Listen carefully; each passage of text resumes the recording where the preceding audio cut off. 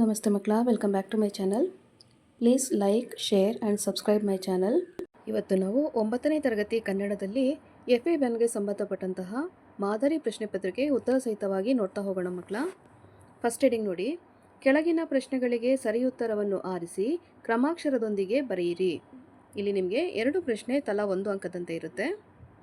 ಪ್ರಶ್ನೆ 1 ನೋಡಿ, ಶಿಕ್ಷಕ ಪದವು ನಾಮವಾಚದ ಈ ಪ್ರಕಾರಕ್ಕೆ ಉದಾಹರಣೆಯಾಗಿದೆ. ಸರಿಯಾದ ಉತ್ತರ ಆಯ್ಕೆ ಸಿ, ಅನ್ವರ್ಥನಾಮ.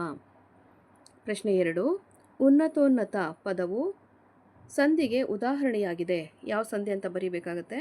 ಇಲ್ಲಿ ಆಯ್ಕೆ ಬಿ, ಗುಣಸಂಧಿ. ಸರಿಯಾದ ಉತ್ತರ ಗುಣಸಂಧಿ. ನೆಕ್ಸ್ಟ್ ಹೆಡಿಂಗ್ ನೋಡಿ, ಮೊದಲೆರಡು ಪದಗಳಿಗಿರುವ ಸಂಬಂಧದಂತೆ ಮೂರನೇ ಪದಕ್ಕೆ ಸರಿಹೊಂದುವ ಸಂಬಂಧಿ ಪದವನ್ನು ಬರೆಯಿರಿ. ಇಲ್ಲಿ ಒಂದೇ ಪ್ರಶ್ನೆ ಇರುತ್ತೆ ಮಕ್ಕಳ, 1 ಅಂಕದೊಂದಿಗೆ. ಪ್ರಶ್ನೆ 3 ನೋಡಿ, ಲೋಕ ದ್ವಿರುಕ್ತಿ ಆದರೆ ಮೇಲು ಕೀಳು ಡ್ಯಾಶ್ ಅಂತ ಕೊಟ್ಟಿರ್ತಾರೆ, ಅದು ಜೋಡು ಪದ. ನೆಕ್ಸ್ಟ್ ಹೆಡಿಂಗ್ ನೋಡಿ, ಕೊಟ್ಟಿರುವ ಪ್ರತಿ ಪ್ರಶ್ನೆಗೂ ಒಂದೊಂದು ವಾಕ್ಯದಲ್ಲಿ ಉತ್ತರಿಸಿ. ಇಲ್ಲಿ ಒಟ್ಟು 3 ಪ್ರಶ್ನೆ ತಲಾ 1 ಅಂಕದಂತೆ ಇರುತ್ತೆ. ಪ್ರಶ್ನೆ 4, ಜಯಪುರದ ಜನರಿಗೆ ಯಾವ ಯಾವ ಬಣ್ಣಗಳು ಇಷ್ಟ? ಉತ್ತರ, ಜಯಪುರದ ಜನರಿಗೆ ಕೆಂಪು, ಕಿತ್ತಳೆ, ಹಳದಿ ಬಣ್ಣಗಳು ಇಷ್ಟ. ಪ್ರಶ್ನೆ 5, ಕಯ್ಯಾರ ಕಿಞ್ಞಣ್ಣರೈ ಅವರ ಆತ್ಮಕಥನದ ಹೆಸರೇನು? ಉತ್ತರ, ಕಯ್ಯಾರ ಕಿಞ್ಞಣ್ಣರೈ ಅವರ ಆತ್ಮಕಥನದ ಹೆಸರು ದುಡಿತವೇ ನನ್ನ ದೇವರು. ಪ್ರಶ್ನೆ 6, ಪುಟ್ಟ ಹಕ್ಕಿ ಗೂಡನ್ನು ಹೇಗೆ ಕಟ್ಟುತ್ತದೆ? ಉತ್ತರ, ಪುಟ್ಟ ಹಕ್ಕಿ ಗೂಡನ್ನು ಕಡ್ಡಿ ಕೂಡಿಸಿ ಕಟ್ಟುತ್ತದೆ. ನೆಕ್ಸ್ಟ್ ಹೆಡಿಂಗ್ ನೋಡಿ, ಕೊಟ್ಟಿರುವ ಪ್ರತಿ ಪ್ರಶ್ನೆಗೂ 3 ಅಥವಾ 4 ವಾಕ್ಯಗಳಲ್ಲಿ ಉತ್ತರಿಸಿರಿ. ಇಲ್ಲಿ 2 ಪ್ರಶ್ನೆ ಇರುತ್ತೆ ತಲಾ 2 ಅಂಕದೊಂದಿಗೆ. ಪ್ರಶ್ನೆ 7, ತಲಕಾಡಿನ ಲೂಟಿಯ ವಿಚಾರದಲ್ಲಿ ವಿಷ್ಣುವರ್ಧನನ ನಿಲುವೇನು? ಉತ್ತರ, ಹಲವು ಸೈನಿಕರು ತಲಕಾಡಿನ ಲೂಟಿಯ ಬಗ್ಗೆ ಕೇಳಿದಾಗ ವಿಷ್ಣುವರ್ಧನನು ಸೆರೆ ಸಿಕ್ಕ ಸೈನಿಕರ ಮೇಲೆ ದೌರ್ಜನ್ಯ ನಡೆಸುವುದು ಯೋಧ ಧರ್ಮವಲ್ಲ, ಸೋತ ಸಾಮ್ರಾಜ್ಯವನ್ನು ಲೂಟಿ ಮಾಡುವುದು ಯುದ್ಧ ಧರ್ಮವಲ್ಲ. ಆ ಕಾರಣ ನೀವೆಲ್ಲರೂ ತಲಕಾಡವರನ್ನು ತಮ್ಮವರೆಂದೇ ತಿಳಿದು ನಡೆಸಿಕೊಳ್ಳಿ, ಅವರ ಮನೋಭೀತಿಯನ್ನು ದೂರ ಮಾಡಿ ಶಾಂತಿ ಸ್ಥಾಪನೆ ಮಾಡಿ 4 ದಿನಗಳಾದ ಮೇಲೆ ರಾಜಧಾನಿಗೆ ಹಿಂದಿರುಗೋಣ ಎಂದು ಹೇಳಿದನು. ಪ್ರಶ್ನೆ 8, ಕವಿ ಎಂತಹ ಹಾಡನ್ನು ಹಾಡಿದಾಗ ವೀರಧ್ವನಿ ಏರಬೇಕು ಎಂದು ಬಯಸುತ್ತಾನೆ? ಉತ್ತರ, ನವಭಾವ, ನವಜೀವ, ನವಶಕ್ತಿ ತುಂಬಿಸುವ ಹಾಡನ್ನು ಹಾಡಬೇಕು. ತೀವ್ರತರವಾದ ಗಂಭೀರವಾದ ಭಾವನೆಗಳನ್ನು ಒಮ್ಮಿಸುವ ಅದರ ಅಲೆ ಎಲ್ಲ ಕಡೆ ಹರಡುವಂತಹ ಹಾಡು ಅದಾಗಿರಬೇಕು. ಹಾಡು ಬದುಕಿನ ಗತಿಯಲ್ಲಿ ಹೊಸ ಪ್ರಗತಿಪರ ಬದಲಾವಣೆ ತರುವಂತಾಗಿರಬೇಕು, ಹೊಸ ಚೇತನ ತುಂಬಬೇಕು. ಅಂತಹ ಹಾಡನ್ನು ಹಾಡಿದಾಗ ವೀರಧ್ವನಿ ಏರಬೇಕು ಎಂದು ಕವಿ ಬಯಸಿದ್ದಾರೆ.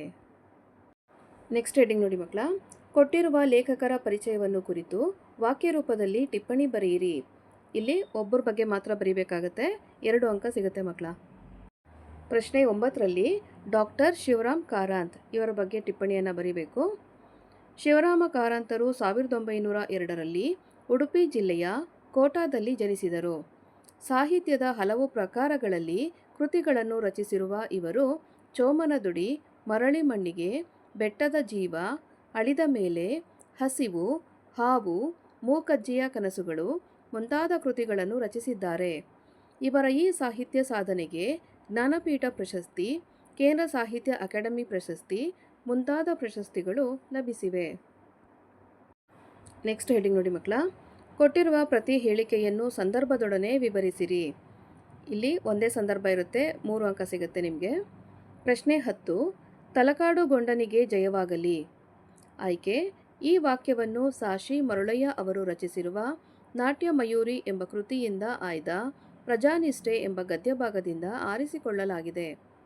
ಸಂದರ್ಭ, ವಿಷ್ಣುವರ್ಧನನು ಕುಲೋತ್ತುಂಗ ಚೋಳನ ದಂಡನಾಯಕನಾದ ಆದಿಯಮನನ್ನು ಯುದ್ಧದಲ್ಲಿ ಸೋಲಿಸಿ ತಲಕಾಡನ್ನು ವಶಪಡಿಸಿಕೊಂಡ ಸಂದರ್ಭದಲ್ಲಿ ಸಮಸ್ತ ಸೈನ್ಯವು ವಿಷ್ಣುವರ್ಧನನಿಗೆ ತಲಕಾಡುಗೊಂಡನಿಗೆ ಜಯವಾಗಲಿ ಎಂಬ ಬಿರುದನ್ನು ನೀಡಿ ಜಯಕಾರವನ್ನು ಹಾಕುವಾಗ ಮೇಲ್ಕಂಡ ಮಾತು ಬಂದಿದೆ.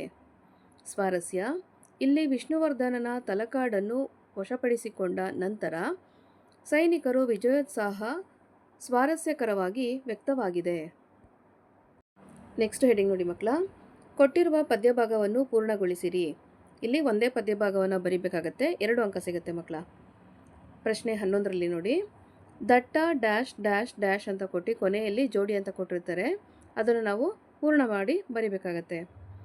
ದಟ್ಟ ಕಾಡಿನಲ್ಲೊಂದು ಹೆಮ್ಮರದ ಹೊದರಿನಲ್ಲಿ ಇರುತ್ತಿತ್ತು ಪುಟ್ಟ ಸಂಸಾರ ಹೂಡಿ, ಮುದ್ದು ಬಿಳಿ ಪಾರಿವಾಳಗಳ ಜೋಡಿ. ಇದನ್ನಾದರೂ ಬರಿಬೋದು. ಅಥವಾ ಹಗಲಿರುಳು ಡ್ಯಾಶ್ ಡ್ಯಾಶ್ ಡ್ಯಾಶ್ ಅಂತ ಕೊಟ್ಟು ಬಂದು ಅಂತ ಕೊಟ್ಟಿದ್ದಾರೆ. ಹಗಲಿರುಳು ಜೊತೆಗೂಡಿ ಬಾಳಿದವು ಈ ಜೋಡಿ, ಎಂದಿಗೂ ಅಗಲಿರವು ಒಂದನ್ನೊಂದು ಹಿಗ್ಗು ತುಂಬಿದ್ದು ಹೊದರಿನಲ್ಲಿ ಬಂದು. ಯಾವ್ದು ಬೇಕಾದರೂ ಆಯ್ಕೆ ಮಾಡ್ಕೊಂಡು ಬರಿಬೋದು ಮಕ್ಕಳ. ನೆಕ್ಸ್ಟ್ ಹೆಡಿಂಗಲ್ಲಿ ನೋಡಿ, ಪ್ರಶ್ನೆ 12ರಲ್ಲಿ ಕೊಟ್ಟಿರುವ ಗಾದೆಗಳಲ್ಲಿ ಯಾವುದಾದರೂ ಒಂದನ್ನು ವಿಸ್ತರಿಸಿ ಬರೆಯಿರಿ. ಇಲ್ಲಿ ಒಂದು ಗಾದೆ ಮಾತನ್ನು ವಿಸ್ತರಣೆ ಮಾಡಬೇಕಾಗತ್ತೆ. 3 ಅಂಕ ಸಿಗುತ್ತೆ ಮಕ್ಕಳ. ತುಂಬಿದ ಕೊಡ ತುಳುಕುವುದಿಲ್ಲ. ಗಾದೆಗಳು ಜನಪದರ ಜೀವನದ ಅನುಭವದ ನುಡಿಮುತ್ತುಗಳು. ಇವುಗಳಿಂದ ಜೀವನದ ಮೌಲ್ಯ ಹೆಚ್ಚುತ್ತದೆ. ಆದ್ದರಿಂದಲೇ ವೇದ ಸುಳ್ಳಾದರೂ ಗಾದೆ ಸುಳ್ಳಾಗದು, ಗಾದೆಗಳನ್ನು ವೇದಗಳಿಗೆ ಸಮಾನ ಎಂದು ಹೇಳುವರು. ಅಂತಹ ಹಲವು ಪ್ರಸಿದ್ಧ ಗಾದೆಗಳಲ್ಲಿ ತುಂಬಿದ ಕೊಡ ತುಳುಕುವುದಿಲ್ಲ ಎಂಬ ಗಾದೆಯೂ ಒಂದಾಗಿದೆ. ಒಂದು ಕೊಡದ ತುಂಬ ನೀರನ್ನು ತುಂಬಿ ಹೊತ್ತೊಯ್ದರೆ ನೀರಿನ ಸ್ವಲ್ಪ ಭಾಗವೂ ಚೆಲ್ಲುವುದಿಲ್ಲ, ಶಬ್ದವನ್ನುಂಟು ಮಾಡುವುದಿಲ್ಲ. ಅದೇ ಕೊಡದಲ್ಲಿ ಅರ್ಧದಷ್ಟು ಮಾತ್ರ ನೀರನ್ನು ತುಂಬಿ ಹೊತ್ತೊಯ್ದರೆ ಗುಳುಗುಳು ಶಬ್ದವನ್ನು ಮಾಡುತ್ತಾ ನೀರನ್ನು ಚೆಲ್ಲುತ್ತಾ ನಮ್ಮನ್ನು ಒದ್ದೆ ಮಾಡುತ್ತದೆ. ಇದು ಕೊಡದಲ್ಲಿ ನೀರಿಲ್ಲ ಎಂಬುದನ್ನು ಸಹ ಸೂಚಿಸುತ್ತದೆ. ಹಾಗೆಯೇ ನಿಜವಾದ ವಿದ್ಯಾವಂತರಾದವರು, ನೀತಿವಂತರಾದವರು ಹೆಚ್ಚು ಮಾತನಾಡುವುದಿಲ್ಲ, ಆಟಾಟೋಪ ತೋರುವುದಿಲ್ಲ, ಆದರೆ ಪ್ರಯೋಜನಕಾರಿಗಳಾಗಿರುತ್ತಾರೆ. ಅಲ್ಪವಿದ್ಯಾ ಮಹಾಗರ್ವಿ ಎಂಬ ಗಾದೆಯೇ ಇದೆ. ಅಲ್ಪವಿದ್ಯಾವಂತರು ಹೆಚ್ಚು ಹಾಗೂ ಅನಾವಶ್ಯಕ ಮಾತನಾಡಿ ತಮ್ಮ ಟೊಳ್ಳುತನವನ್ನು ಪ್ರದರ್ಶಿಸುತ್ತಾರೆ. ಗೊನೆ ತುಂಬಿದ ಬಾಳೆಯ ಗಿಡದಂತೆ ಬಾಗಿ ವಿನಯದಿಂದ ಇದ್ದು ಅಗತ್ಯ ಸಮಯದಲ್ಲಿ ತಮ್ಮ ವಿದ್ಯೆಯನ್ನು ಮಾತನ್ನು ಪ್ರದರ್ಶಿಸಬೇಕು ಎಂಬುದು ಈ ಗಾದೆಯ ಒಳಾರ್ಥವಾಗಿದೆ. ಮತ್ತೊಂದು ಗಾದೆ ಮಾತನ್ನು ನೋಡಿ ಮಕ್ಕಳ. ಬೆಳ್ಳಗಿರುವುದೆಲ್ಲ ಹಾಲಲ್ಲ. ಗಾದೆಗಳು ಜನಪದರ ಜೀವನದ ಅನುಭವದ ನುಡಿಮುತ್ತುಗಳು. ಇವುಗಳಿಂದ ಜೀವನದ ಮೌಲ್ಯ ಹೆಚ್ಚುತ್ತದೆ. ಆದ್ದರಿಂದಲೇ ವೇದ ಸುಳ್ಳಾದರೂ ಗಾದೆ ಸುಳ್ಳಾಗದು, ಗಾದೆಗಳನ್ನು ವೇದಗಳಿಗೆ ಸಮಾನ ಎಂದು ಹೇಳುವರು. ಅಂತಹ ಹಲವು ಪ್ರಸಿದ್ಧ ಗಾದೆಗಳಲ್ಲಿ ಬೆಳ್ಳಗಿರುವುದೆಲ್ಲ ಹಾಲಲ್ಲ ಎಂಬ ಗಾದೆಯೂ ಒಂದಾಗಿದೆ. ಆಕಾರದಲ್ಲಿ ಹೋಲಿಕೆ ಇದ್ದ ಮಾತ್ರಕ್ಕೆ ಗುಣದಲ್ಲಿ ಸಾಮ್ಯತೆ ಇರಬೇಕೆಂದೇನೂ ಇಲ್ಲ ಎಂಬ ಅರ್ಥದಲ್ಲಿ ಈ ಗಾದೆ ಮಾತನ್ನು ಹೇಳಲಾಗಿದೆ. ಹಾಲು ಒಂದು ದ್ರವ, ತನ್ನ ಗುಣಗಳಿಂದ ಎಲ್ಲೆಲ್ಲೂ ಶ್ರೇಷ್ಠವಾದ ಆಹಾರವಾಗಿದೆ ಎಂದು ಪರಿಗಣಿಸಲಾಗಿದೆ. ಆದುದರಿಂದಲೇ ಹಾಲನ್ನು ಅಮೃತಕ್ಕೆ ಹೋಲಿಸಿದ್ದಾರೆ. ಆದರೆ ಸುಣ್ಣದ ನೀರು ಬಿಳಿ ಬಣ್ಣವನ್ನೇ ಹೊಂದಿರುತ್ತದೆ ಅಂದ ಮಾತ್ರಕ್ಕೆ ಅದು ಹಾಲಾಗಲು ಸಾಧ್ಯವಿಲ್ಲ. ಹೀಗೆ ಮೇಲ್ನೋಟಕ್ಕೆ ಶ್ರೇಷ್ಠವಾಗಿ ಕಂಡರೂ ಶ್ರೇಷ್ಠವಾಗಲು ಸಾಧ್ಯವಿಲ್ಲ. ವಜ್ರ ವಜ್ರವೇ ಹೊರತು ಗಾಜಾಗಲು ಸಾಧ್ಯವಿಲ್ಲ. ಗುಣದಲ್ಲಿ ಶ್ರೇಷ್ಠವಾಗಿರಬೇಕೇ ಹೊರತು ಲಕ್ಷಣದಿಂದಲ್ಲ ಎಂಬುದನ್ನು ಈ ಗಾದೆ ಮಾತು ಸೂಚಿಸುತ್ತದೆ. ಮಕ್ಕಳ, ಇಲ್ಲಿಗೆ 9ನೇ ತರಗತಿ ಕನ್ನಡದಲ್ಲಿ FA1ಗೆ ಸಂಬಂಧಪಟ್ಟಂತಹ ಮಾದರಿ ಪ್ರಶ್ನೆ ಪತ್ರಿಕೆ ಉತ್ತರ ಸಹಿತವಾಗಿ ಮುಕ್ತಾಯಗೊಂಡಿದೆ ಮಕ್ಕಳ. ಈ ಒಂದು ವಿಡಿಯೋ ನಿಮಗೆ ಇಷ್ಟ ಆದಲ್ಲಿ ದಯವಿಟ್ಟು ನಮ್ಮ ಚಾನಲ್ನ ಲೈಕ್ ಮಾಡಿ, ಶೇರ್ ಮಾಡಿ, ಸಬ್ಸ್ಕ್ರೈಬ್ ಮಾಡಿಕೊಂಡು ನಾವು ಹಾಕುವಂಥ ಎಲ್ಲ ವಿಡಿಯೋನ ನೋಡ್ತಾ ನಮ್ಮನ್ನು ಎನ್ಕರೇಜ್ ಮಾಡ್ತಾ ಹೋಗಿ ಮಕ್ಕಳ. Thank you for watching. Bye bye.